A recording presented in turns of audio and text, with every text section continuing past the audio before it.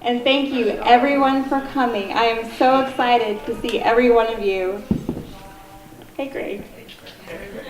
It's just so exciting to see, everyone in the community come out just to celebrate each other and support our local entrepreneurs. And it's so awesome to see that we all have this shared belief of really embracing, our people, our businesses and our friends. And I'm just so excited to see everyone. Thank you.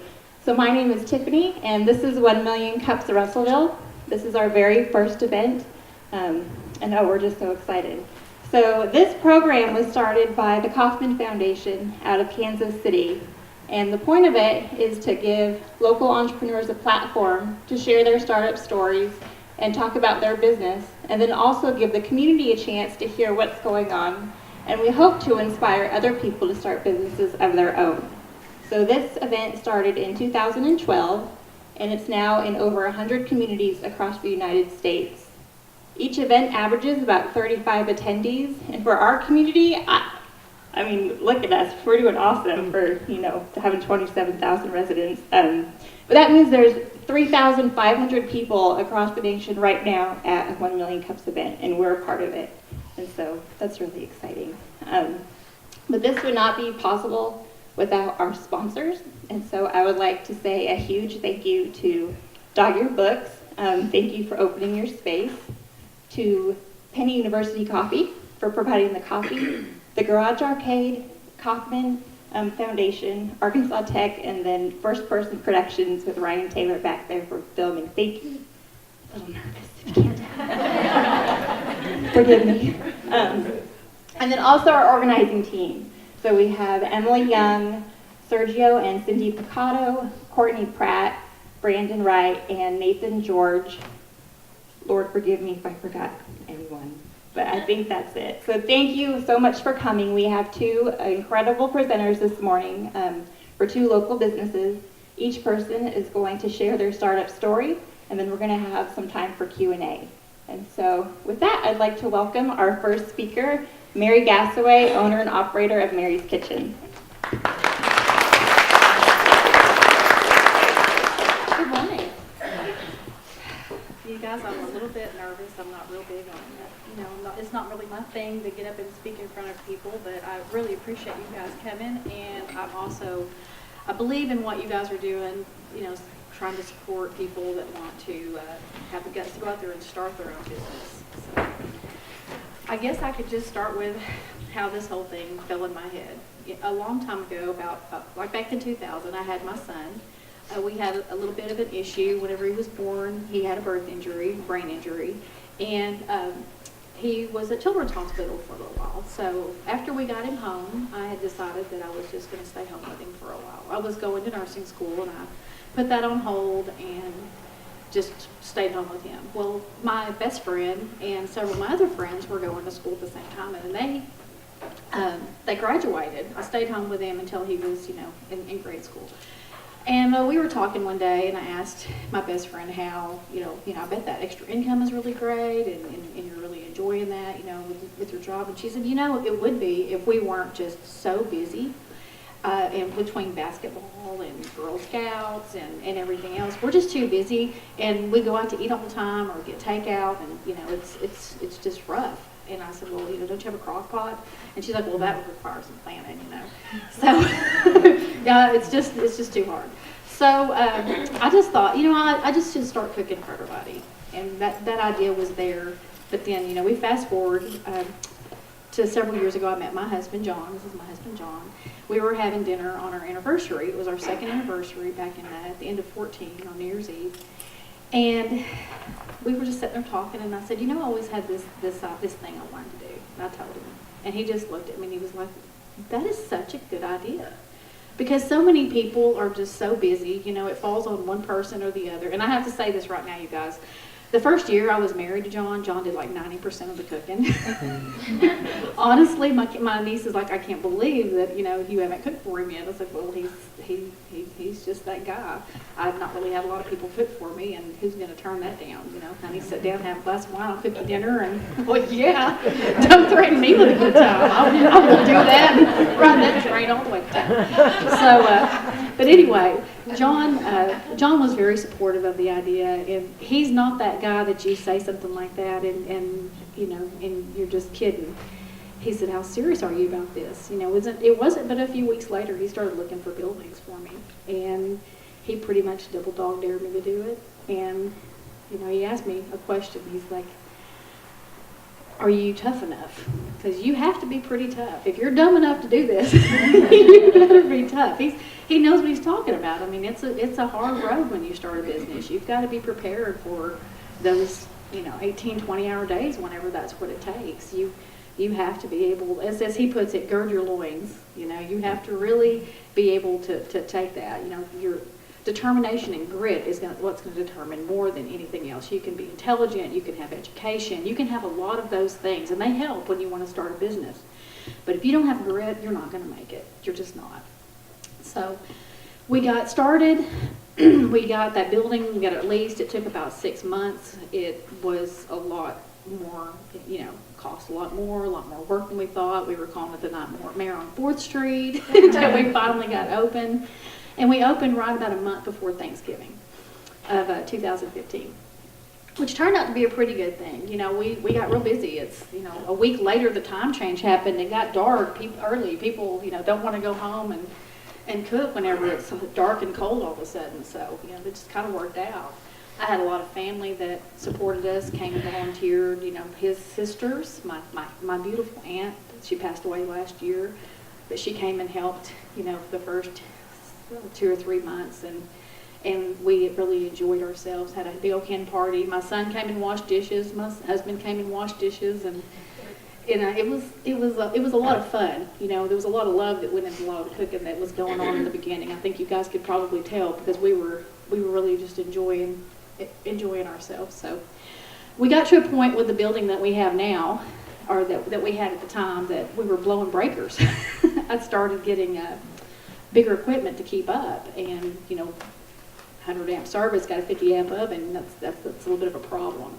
So we started looking for a bigger building, and this one came open. When we just continually looked from the time we even started, and this one came open, and we were able to get it together and get that purchased and make our move.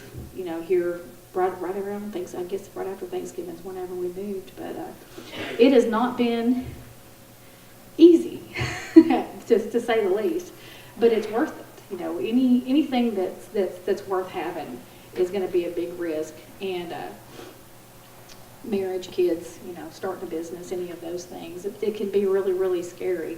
But you just have to just be stronger than that fear and believe in yourself. I had a lot of people give me a lot of unsolicited advice, even a week a week before I opened. I mean, it was a little too late. I had a guy tell me, he was a chef.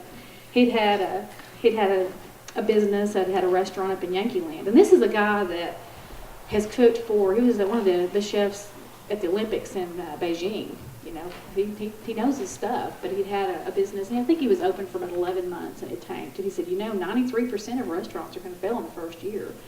I was like, dude, don't get in my head. Open it in a week. Don't do this to me. I have a week before I open. You know, you told me this 6 months ago maybe, but right now I don't need your negativity. You know, I have to believe in myself. Only person that needs to believe in me is me. And I came home, and I let him get in my head a little bit. I told John, and he was like, "Stop it! You better stop it! you can't do that. You have to just, you know, swipe it away. You know, just don't worry about that. It's too late to doubt yourself now.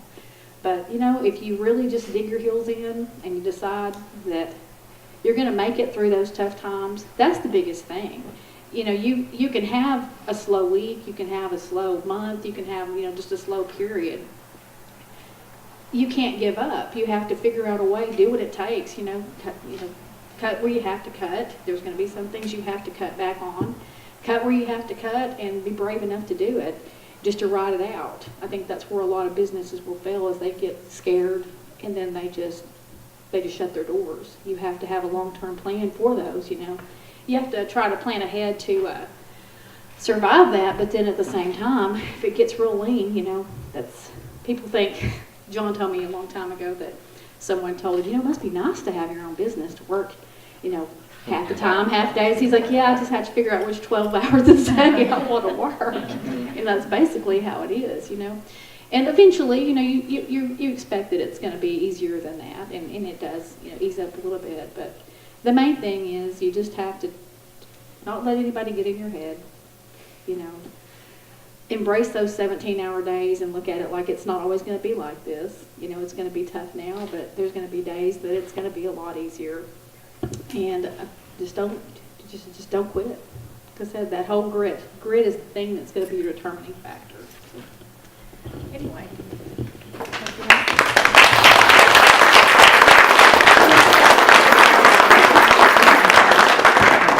Thank you. That was awesome. Stay up here for Q&A. You're not done yet. I know. Does anyone have any questions for Miss Mary? I have one. About how many meals would you say you cook per week? A week? Oh, Lord have mercy. Trying to think.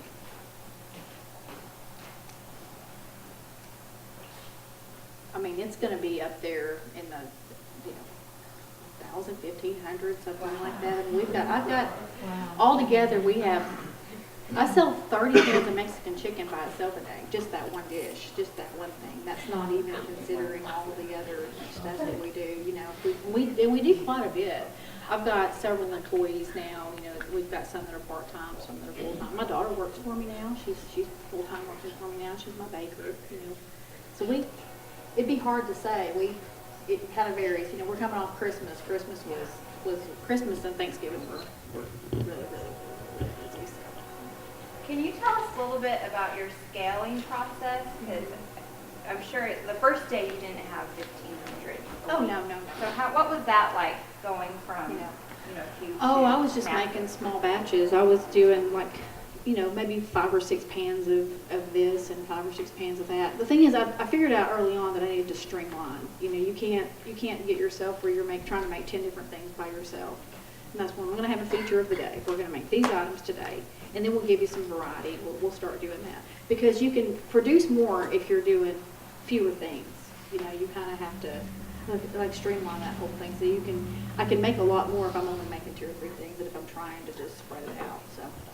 It makes it a little bit more, it's a more efficient use of your labor if you do it that way. And also, we don't have a whole lot of space. Now, we will at this new place. We have a big walk-in, and we've got more coolers that we've got to put in there. But before, it's like we can't have a whole lot of stuff because it's just not all room to store it, And did you go to school for any of this? Oh, no. Would you say Mr. John was your main? No, I'm a hillbilly. I grew up on a farm in the Foot of Mountain magazine down in Havana. We had barbed wire between us and the mountain. That was about it. 300 acres along the bottom.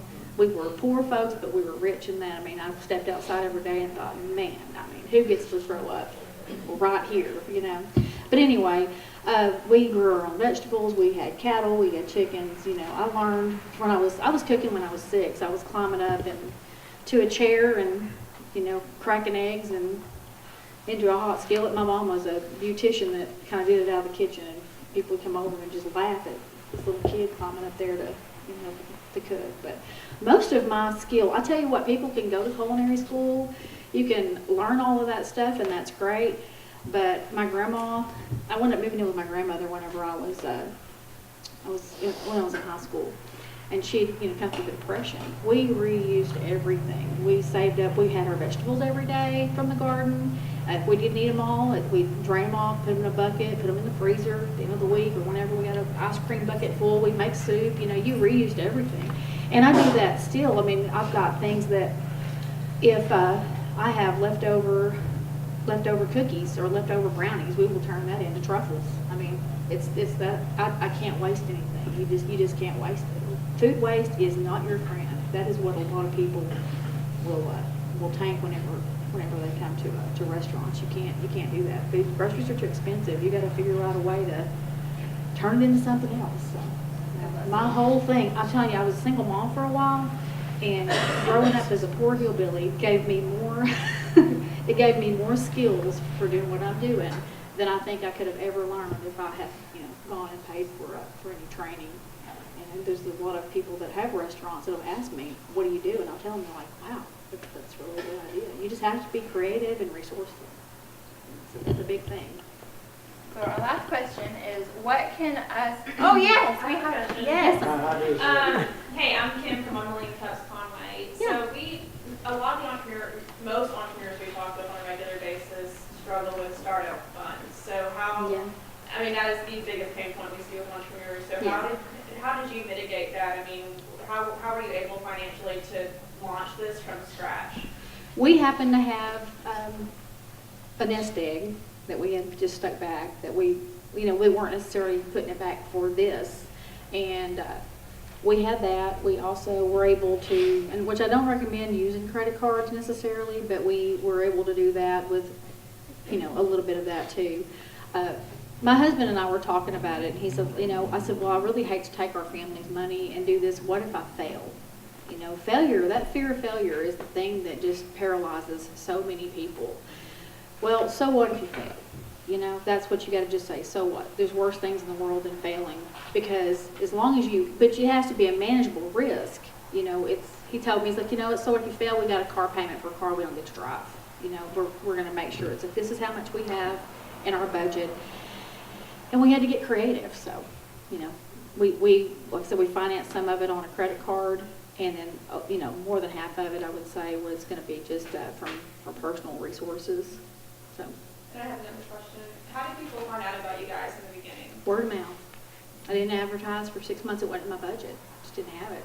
I will tell you that probably 3 weeks in, I started doing a like and share winner on Facebook. And when I did that, my business quadrupled. Because Facebook, and I don't know how many of you are aware of that, they've gotten to the point where for businesses, they actually hide your page. People don't see it. Even if they like your page or follow your page, they're not going to see it unless they have that see first on the drop down menu, then they will see everything. But if you don't do that, then if I don't pay for you or sponsor a post, then you're not going to see it. So that I figured a way around that. I said, I can afford to give away a casserole to one of my customers. I would rather give it to a customer, give them, something every week than pay like $20 to sponsor a post and give it to Facebook. He didn't need the money, I'd much rather give it to somebody around here. And that right there made a big difference. And then, this is a small community, and that's a good thing. It's, for the first time in my life, I think that gossip's not really a bad thing. If they use their powers for good instead of evil, it can be a pretty good thing. But that also keeps me on my toes, because I want to do right by people, but I think that people know that we're human, we're going to make mistakes, but I will do backflips to take care of people if we ever do. So that right there is pretty much it, just word of mouth. But 6 months in, I did start advertising. And I do see that the advertising does work. We primarily started doing a little bit more on Facebook and the radio. Greg Holbert is my ad rep over there, and he's great over at KCJC. Any other questions?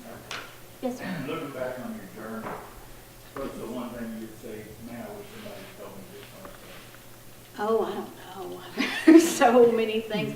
I mean, you think I think maybe how hard it was going to be. You think but you really just have no idea. It's like people who want to give you advice on your kids when they don't have any kids. It's that whole thing. It's like, oh, okay, whatever. I get a lot of people that want to give me advice on how to run my business that don't have a business, and they're intelligent people and they've got good intentions, and I will listen if I think, hey, maybe it's something I didn't think of, but I think maybe just how hard it is. Be prepared to. I'm tough. I'm a farm kid, and I was raised as a farm hand. We didn't have any boys. I mean, I'm a pretty tough person. But sometimes, it's just if you get to that point where you just feel like you're give out, and you just gotta just keep going. Like you said, gird your loins.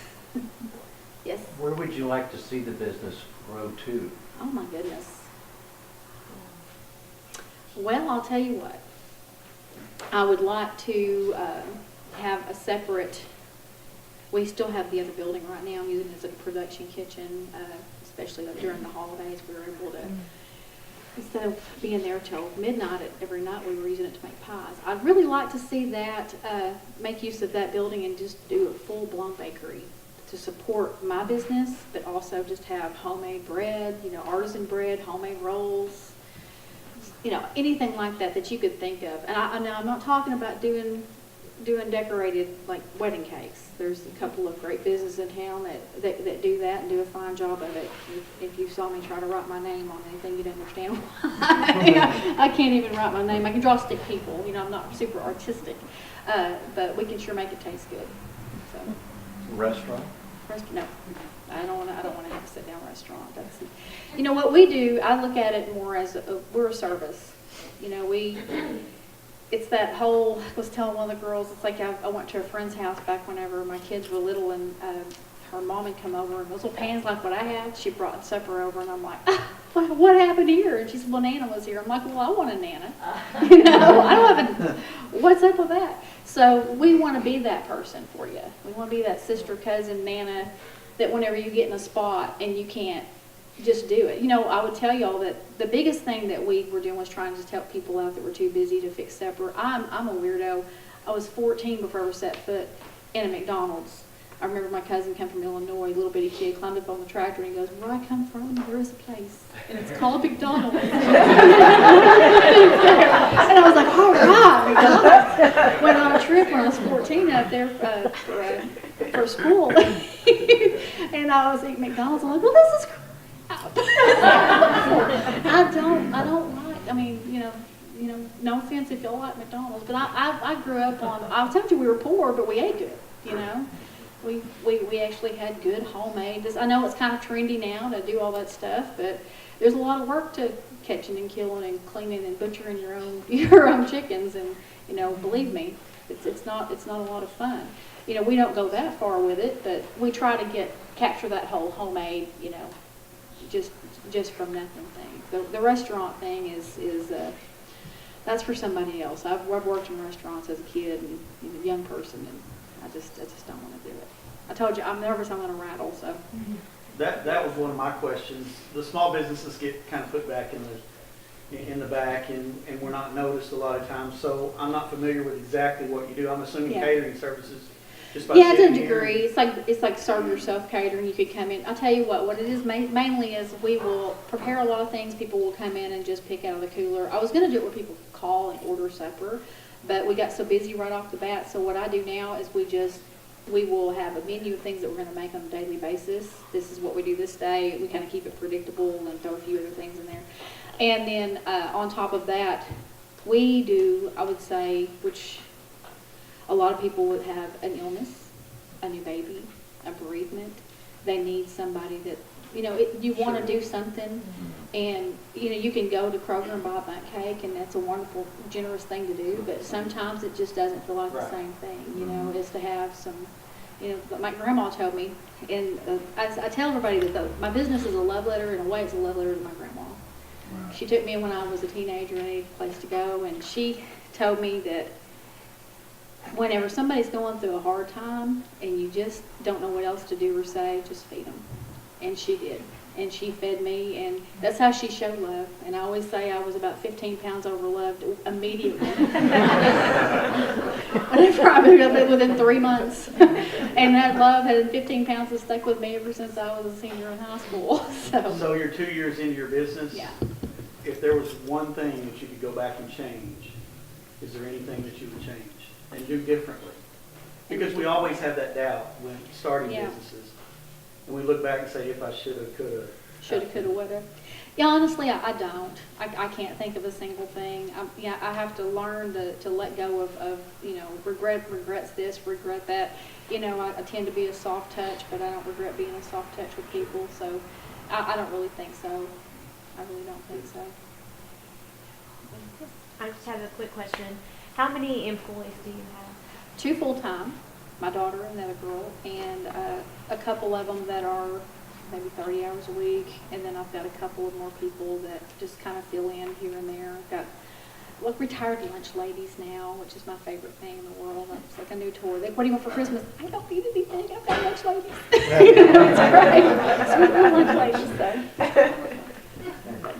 Anything anything else? Yeah, oh, okay. You ever have any like old boyfriends that drop by? No, sweetheart, they take one look at you and they're like, I'm not going anywhere. Tiffany, I don't have a question, but I do have a comment. One, your new location is absolutely amazing. If you guys haven't been by there, over on Parkway in the old Pizza Pro location, they've done an amazing job. And if you have not had her cranberry chicken salad, you are missing something. Thank you very much. And And I have to banana say, pudding. I'm sorry. Banana On that pudding. note, I have to say, you know, we bought that building in May, and from July until we opened that building the Monday after Thanksgiving. My husband worked he has his own business, he works his own job, and he would go over there nights, weekends. I think we may have had a day off. I remember one. Maybe there was two between July and end of November. But, you know, you want to know how you do it, you get somebody in your corner like that guy. You know, that's how you do it.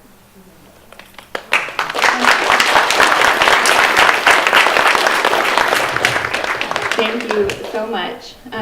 That was amazing. We're going to pass it over to Brandon, who has an announcement. Thank you so much. I'm Brandon Wright. I'm the Director of Career and Professional Development at Arkansas Tech, and I'm also part of the 1 Million Cups organizational team.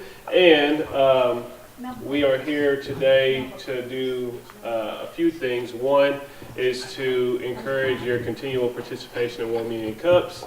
And right now we got some trivia. The trivia game that we have is based on a few questions about Russellville, and we'll do this every month at each 1 Million Cups. And so you'll answer a question, get it right, you'll come up here, and we have these fantastic 1 Million Cups mugs that you join the 1 Million Cup Mug Club. All right. So are we doing all three? No, one. Just doing one. All right. So got to come back to get the others, right? So the first question of our first 1 Million Cups is, what's the oldest building in Russellville? I think you were first. Is it the building that the Pasta Grill is in right now? Correct. Do you know the name of it? Shin. Correct. Good job. Come on And up. we're going to share that We get to. We're going to take your picture for the official Mugs Club.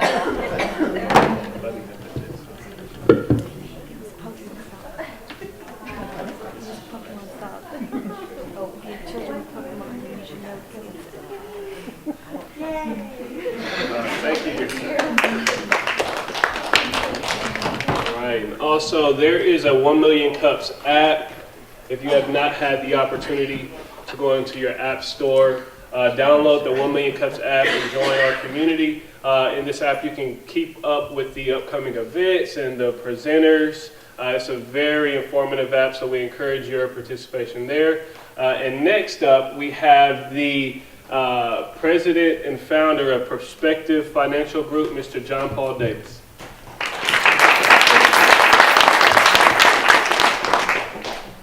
Well, first of all, obviously, I want to thank 1 Million Cups and really the city of Russellville. I know what that anxious feeling to start something. I know the kind of the excitement of the first meeting of a big dream, and I am really, really honored that you guys asked Perspectives Group Financial to come and tell you our story. So I want to start with the end.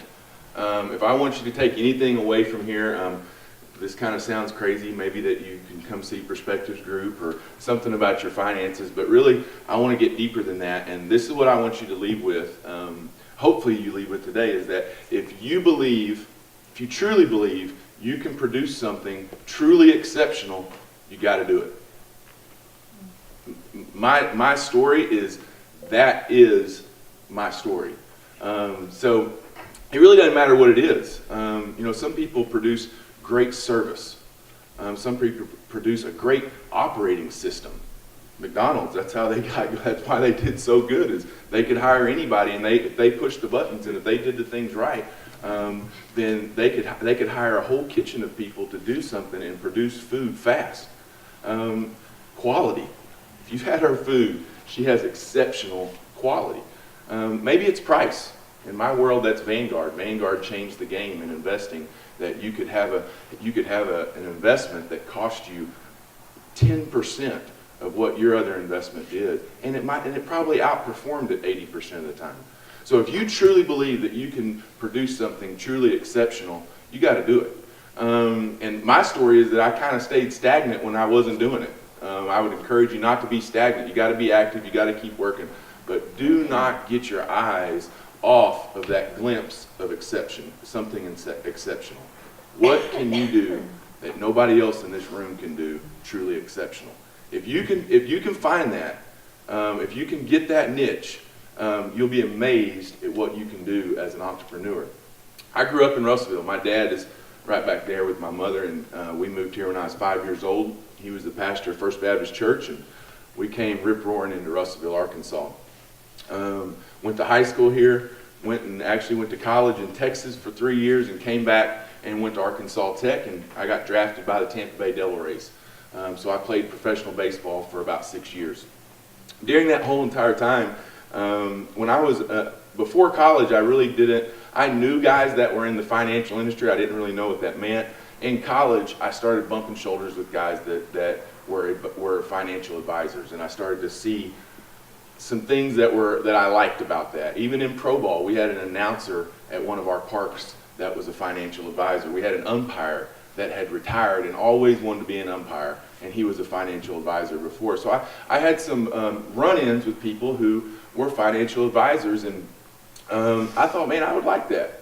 That's something that I could do. That's something that I would like. So I went to work for, when I got done playing baseball, they always tell you when they start asking you to coach, you got to make your decision. That means they're not going to pay you to play anymore. So when they started asking me to coach, I was like, man, I don't want to stay in professional baseball. I want to go and I want to start my own business. That sounds like a great idea. So I went out and started working for a firm out of New York. And he wanted to open up an office in the South. And he liked baseball. We had some mutual friends of mine that were clients of his, and so I opened up his office. We actually were on Boulder right there for about 6 years, and he knew and I knew eventually I was going to hang my own shingle out. So I did that January 1st of 2014. I got my portion of that business, and I started Perspectives Group Financial. Now, during all this time, my brain, I didn't have everything figured out. I didn't have like a clear picture. I wasn't exactly sure where I was going. I liked numbers. I really liked helping people. I liked finances. I liked the idea of making your money work for you and figuring out good ways to do that and different ways to do that. But something big happened for me. This is kind of embarrassing to say. After I'd owned my own business for about a year and a half, I realized, and I'll tell you this, there is nothing that has been a better catalyst or it's moved the needle more for me than self-evaluation.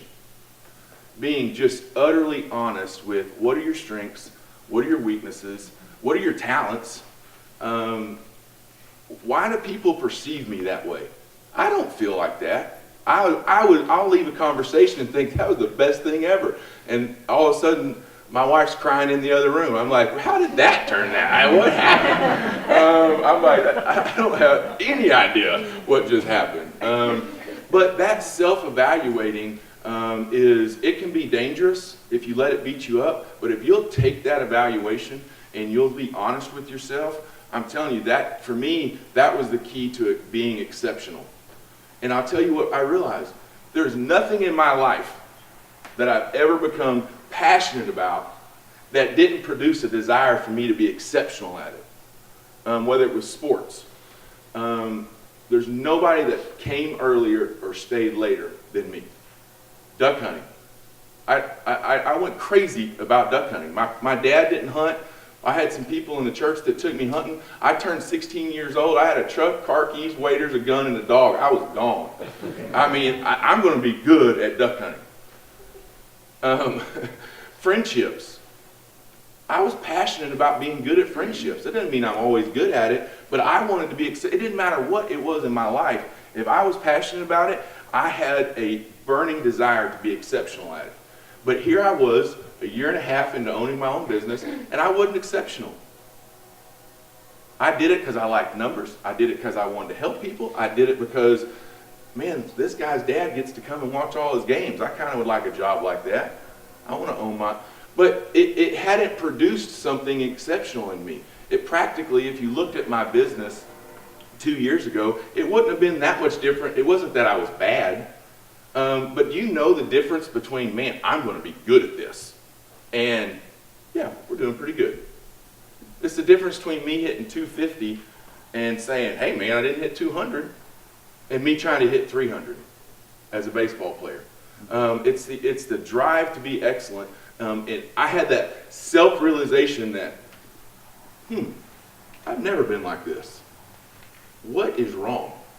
Well, that was my moment. That it changed everything for me. I changed my logo. I changed my colors. What else? I changed my operating system. That filter to be exceptional drove me to take chances. That I said, you know what? I'm going to take a big cut in pay. I'm now on. I'm out on the plank. I'm actually there where I could fail and not do it. But that self-realization, that catalyst that moved the needle for me, what it did for me is it made me think, you know what, I can do this. And I don't know if I'd have done that 8 years before, I don't know if I would have done it. I didn't know what I knew. I'm not really sure I could have changed my course drastically with this knowledge in the beginning, because it took some experience to get to where, what is excellence in this field? What is it to be truly great in the financial industry? Can I even do it? But when that happened to me, it changed the game, because I have a guy that he talks about things, and he said it changed the field, it changed the goal. Like, you know, in American football, the goals are like this. You go watch arena football, and the field goals are like this. For me, it narrowed my focus to where I wanted to be exceptional, and I wanted Perspectives Group Financial to be exceptional. So we started out on that journey. Now, I'll have to tell you, I said this a little bit before, while I was doing it, I knew what I wanted to do now. I didn't know how. I can't overemphasize that enough, that I did not have now I thought I had all my ducks in a row. I thought I had thought of every possible scenario and how I had it all lined up, but that's just not the way it worked. It was a lot messier than that. So I kind of explained it to where I felt like I was looking back, I really was on a submarine looking at a periscope, trying to find an island. I knew it was there, but that's all I had. But what I felt like is I was like Leonardo DiCaprio and Kate Winslet on the front. I was like, freedom! It felt awesome. Now, Brad, he's one of my best friends, and he's another advisor at Perspectives Group. I drove him crazy. I would talk about 1 million ideas, and he doesn't know if this is an idea or something we need to implement. You know, he's like, wait a second, am I supposed to do that, or are you just telling me some more ideas? And it was because I was looking through a periscope. We would start things, and my granddad told me something. He was a pastor of First Baptist in Little Rock. He told me something. He said, do you know why all these people follow me? And I said, no. He said, because they know if I find out that I'm heading off a cliff, I'll admit it, and I'll turn around and do something different. And there's nothing, we're not perfect. I knew what I wanted, I just didn't know how to get there. So Brad knew I was trying. He knew that my intentions were good, but there's times that I could not have been more convinced that what I was doing was right until I figured out it was wrong. And I said, this didn't happen. This is not excellent. We're going to end up like everybody else. We're not going to do something great if we just get in behind and keep going. And that's probably a really big thing that we can maybe talk about in questions. Man, knowing when to go with the crowd and say, there's a reason everybody's going this way. Versus, don't get up on the side of the hill where it's a one-lane trail just for the sake of being different. But man, if it's going to make you excellent, get up there and get on that trail and go by yourself. Excellence doesn't necessarily happen on the wide lane, but there's some really good wisdom and truth for the reason why everybody's going down the wide lane. So trying to figure out, am I just an idiot that likes to be different? Or am I really going to end, does this destination end with excellence? It's hard, I can't tell you, but sometimes I'd find out, nope, this isn't it. I got to get on the single lane track. And sometimes I'll be on the single lane track, and it's like, this is a sightseeing tour. Let's get down here where we can do something. So all of this, the Perspectives Group has been this ball of snow that has started rolling downhill, and I just want to leave you with three things that I think that we're doing excellent. We don't do everything excellent. I'll start with the bad, I'll end with the bad stuff, the things we want to do. But I think that we have exceptional fiduciary standard. Now that's a big fancy word that there's in the financial industry. For me to call myself a fiduciary means that I have to have your absolute best interest at heart. And it's really easy to put that on a card, it's really easy to put that on your website, but it is super hard to actually do. And I think that we are absolutely excellent at doing the very best for our clients. Sometimes that means we don't make as much money. Sometimes that means that we don't even get to have them as clients. But we are committed to being excellent at taking care of our people and doing the very best thing for them. Second thing is, I truly believe that we provide world-class asset management. I don't say that flippantly. I don't just say that tongue-in-cheek. I would put our PGF investment system up against anybody in the world. Now, there is a difference between world famous and world class. But I will tell you this, they're on the same chain. They are links on the same chain. Most of you have no idea about the PGF investment system, but I believe that it's world class. And where's PGF going? Maybe one day it'll be world famous. But I worked painstakingly hard to produce an investment system that managed people's risk while also trying to give them the upside potential that they want. It's such a hard thing as an advisor to manage someone's expectation. Everybody wants to make all the money and they don't want to lose any. So I believe that we manage assets at a world-class level. Second thing, the last thing that I think that we do exceptional is business and company retirement planning. We meet with companies and that we help a business owner know how to utilize retirement plans to defer taxes, to encourage employee retention, and ultimately to save for retirement. I think that we have a unique understanding. We've done that. That's kind of a niche that we have, and I believe that we do that at an exceptional level. Now, where's PGF going? Well, I want to provide a client experience that's exceptional. If I asked you how many times have you talked to your advisor in the last 2 years, I think we would all say probably not very much. You know what? Perspectives Group is not a whole lot different. I'm embarrassed to say that, but we are going to have a client experience like nobody else. And the reason is because we're good. Why in the world would you be good at something and not tell you? Most of you look at your statement and you're like, what is this? Or your advisor talks to you and you're like, it's over your head. You don't even know what he's talking about. Why would I work so hard to be so good at providing world-class asset management without also telling my clients, hey, we're kind of good? But we don't do it.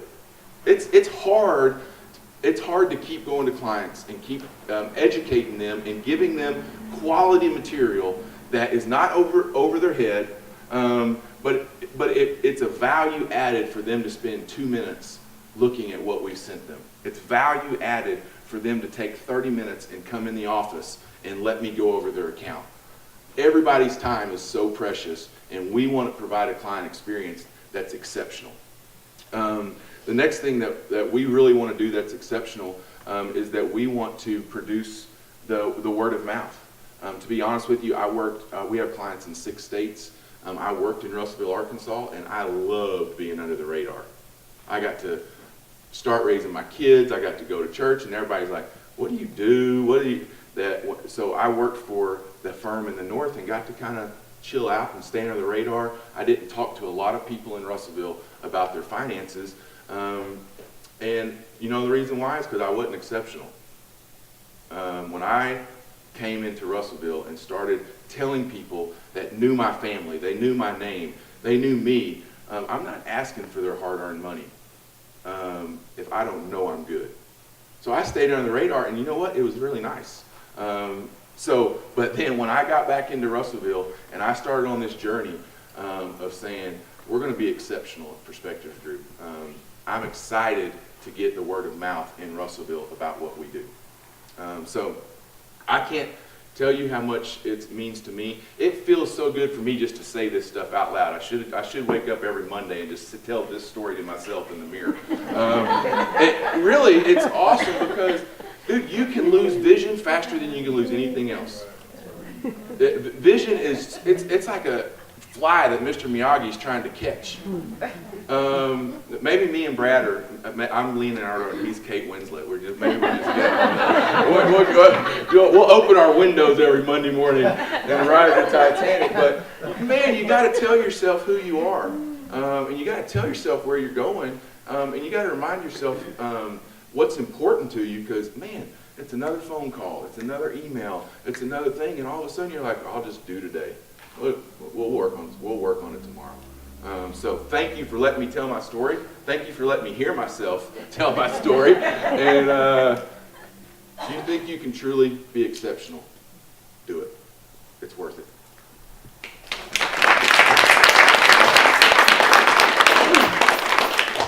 That was awesome. That was all very inspiring. What questions do we have for him this morning? I have one. Awesome. Would you say that your talent for persistence and you want to excel to be exceptional, is that something that you were born with? Is that innate, or did you have to kind of train yourself to give 100%? I think I'm psycho by birth. So I mean, my 9-year-old's the same way. It's like raining the other night, and he's out shooting baskets, and we love to shoot guns. And he's like set up a course to where he can shoot his little pistol, fake pistol. And I mean, I'm like, I think he came from me. Because I would chart, like I would come home and I would chart all my shots in the driveway. And so I've always had that little psycho gene. And I'm not OCD. I'm not a neat freak. But if I want to do something, I'm like, I check out of the world until I do it. I go from one thing and I'm on that, and I'm like, I know a lot about that, and then I go to the next thing. So, but learning to prioritize. Andy Stanley had a great story as he sat in his office one day and he wrote down everything his organization did. He brought his whole team in and he said, if you can do one of these things better than me, take it off the board. And he took it off the board, and there was hundreds of notes on that thing. And they were left with 3 things that his organization, that he was the only person that he could do. He could do it better than anybody else. And he said, that's what I'm going to do. That's my weakness. I want to do everything. So I'm very motivated. I do have a high drive, but learning to prioritize that and to probably that grit of having that long-term perspective of this is not going to happen tomorrow. So that I've had to train. The initial, let's do it, it's there. It was innate. My parents would probably say, is that true? Okay. Cleaning my room was innate. I just did it all the time. Yeah.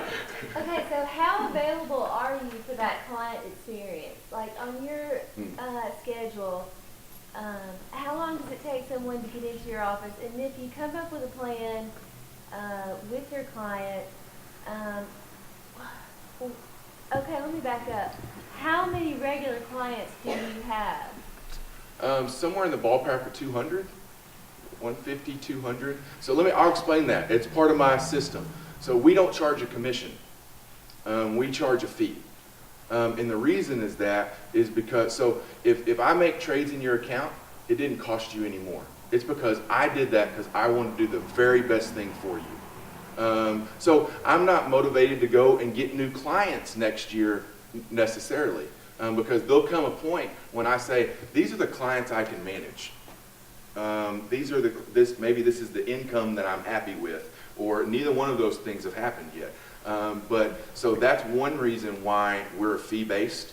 is that we charge a fee because eventually that client experience, I don't have to go make a trade to make money. I don't have to go get another client to make money. And that's what most advisors get caught into. They don't make any more money off of you.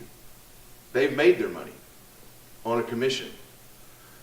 You're paying me to manage your money and to manage you. And that's one reason why we do a fee instead of a commission, is because when you put the numbers to 200 clients, 30 minutes, and we're going to do that for one of these 365 days, that's a lot of time out of your day where you don't make any money. But to me, I don't see it that way. I see it as growing my base to the point to where I can manage this many clients, and when I can't do that anymore, then I'll hire somebody else if our growth is so much that we need more people to manage the clients at the exceptionalism that we're looking for. So how many people do you have managing your clients? That's 200 people in your... Me and Brad. 2? Yep, we have 2 clients. So another part of the system is, which is why I'm really happy, or one thing that is, it's easy to hire somebody. It's hard to be really efficient with your work. So what kind of software do we use? What ways do we touch our clients? Every kind of touch is different. So becoming really efficient, I really want Brad and I to be very efficient at touching our clients before we just go get more people. Because it doesn't mean we'll be efficient just because we could do it more, but learning to be efficient with the 200 clients we have is important to me as we grow.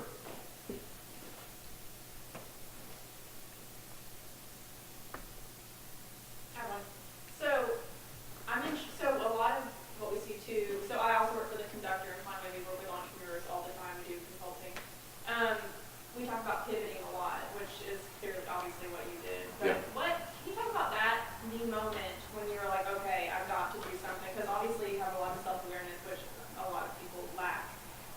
So how would you advise other entrepreneurs to have that kind of self-awareness and then not be totally like anal all the time trying to evaluate? And then also, at what point do you pivot when you kind of realize that you're going on the wrong track? All right, so that's a tough one, and I wasn't scared to pivot. It's like when I'm shooting a gun, when I see the sight picture, I'm not afraid to pull the trigger. I know it, I see it, it's clear. Boom, I'm shooting. And it's the same, I can't, there's no equation. It's personal awareness, and it's a clear sight picture, and I can pivot. Now, I can tell you, I ran every possible number on, man, what's the worst case scenario? It was worse than that. It was. I was like, okay, I'm not going to mess up by underestimating. I'm reading a book right now called 10X. I would really recommend. He says, do 10 times more work, 10 times more money. It's a great book. But I didn't do it. I thought I did, but I was like 2X. And so I found myself a year into it thinking, holy cow, what did I get myself into? But it was that clear sight picture and that confidence that, man, I see it. I see what I'm going for, and that really gave me the confidence to pivot and to go. I know that's probably a bad answer, but... And then you just went for it. I did it. I walked in, like, we're doing it. We're moving. And we made the change. So somebody called me from I hadn't talked to in 5 or 6 years, and it just worked out perfect. That one thing I had to change was my broker-dealer. Because I knew I wanted to custody assets at TD Ameritrade because they do no transaction cost, yada yada. I don't want to get into all that. So I needed a broker dealer that would custody my assets at TD Ameritrade. And she called, and they were starting a broker dealer in Conway. I knew them. I knew they were high integrity. And she called me in that moment where I'm saying my sights are doing this. And when she called me, I was like, boom, I'm in. So. You're about to move into a new location, right? Yes. What's the new location going to do for you and your business now, where you're operating from currently? Great question. So we are above Pasta Grill. We've been there for 2 years, and we have our office in the oldest building in Russellville. And it is phenomenal. If you never have been, I won't even bug you about your business. If you want to just come and look at an unbelievable job of remaking a building in Russellville, come up and see our office.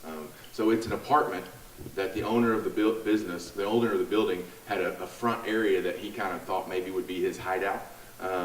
But we have the whole apartment and that front area is our office. The problem is there's the stairways, there's different things, and we're going just a block down here. And I want to be in downtown Russellville. I looked at a lot of different places, and I want to be here. I went to Savannah, Georgia. Me and my wife did, and we walked around those 22, 23 blocks of Savannah, Georgia, and it changed my idea of what Russellville can be.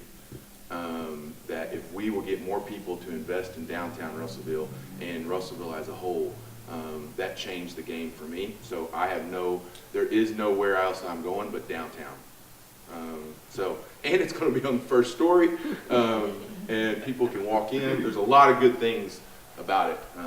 Good question. What? It's I should know the address. What is it? 208 or 203? That sounds. Yeah. 208 something. Name me where you. I'm 215. So I'm right. I'm south of. That's my mom, and she's a advertising marketing director. She wants me to be excellent at telling you my location. Wasn't it formerly like Serendipity? And Yeah, Red, the little red Red Hen. Hen, Three's Company, Yeah. and it's cool. I'm a weirdo as far as I'm country. I could live in a cabin and be there, and hey, come every month and I'll tell you hi. And then I'm also kind of, man, it's really cool to have garage doors and have an all-white office and like have these little bitty chairs, and like, how am I gonna fit in those little bitty chairs? But they look cool. So I'm a weirdo when it comes to my style. You might show up and there's deer heads in my office, or you might show up and everything is glass and white and modern. So I have brick walls with garage doors coming over my conference room, and I'm going to have a desk that looks like it was made in the 1500s. So if you figure me out, write me a letter and tell me what's going on. Well, thank you very much for Yes. A huge thank you to Mary Gasaway of Mary's Kitchen and John Paul Davis of Perspectives Financial Group. And thank you to everyone for coming. This was a great turnout. Please join us next month, the second Wednesday, February 14th. We are going to celebrate our nonprofits. So we have Las Vegas Foot Races presenting, and then a River Valley Food for Kids. So thank you very much.